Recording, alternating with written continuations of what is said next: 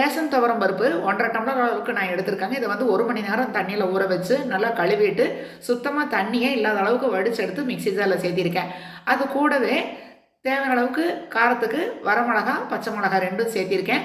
ஒரு துண்டு இஞ்சி, 2 பல் பூண்டும் சேர்த்திருக்கேன். பூண்டு வாசம் உங்களுக்கு பிடிக்கலன்னா அதை வந்து ஸ்கிப் பண்ணிக்கோங்க.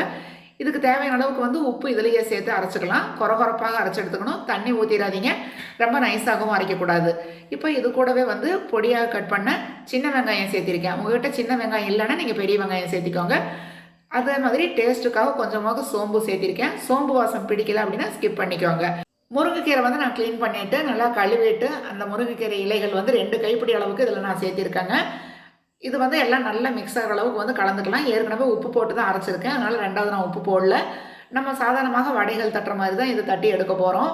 எண்ணெய் வந்து நல்லா சூடானதுக்கப்புறமாக நம்ம அடுப்பு வந்து மீடியம் ஃப்ளேமில் வச்சுட்டு நம்ம பருப்பு வடையெல்லாம் தட்டுற மாதிரி அதே மாதிரி தட்டி இதில் போட்டு எடுக்க வேண்டியது தாங்க. ஒரு பக்கம் வந்து நல்லா செவந்ததுக்கப்புறமாக திரும்பவும் இன்னொரு பக்கம் போட்டு அப்படியே எடுக்க வேண்டியது தான்.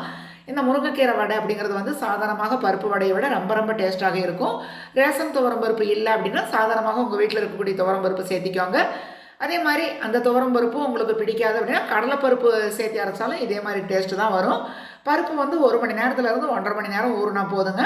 ரொம்ப ரொம்ப டேஸ்ட்டாக இருக்கும். இந்த மழை காலத்துக்கு வந்து முருங்கைக்கீரை வடை சாப்பிட்றதுக்கு மொறுன்னு அவ்வளோ நல்லாயிருக்கும். காலையில் போட்டு வச்சா ஈவினிங் வரைக்கும் அதே மாதிரி மொறுன்னு இருக்கும். கண்டிப்பாக நீங்களும் இதே மாதிரி ட்ரை பண்ணி பாருங்கள்.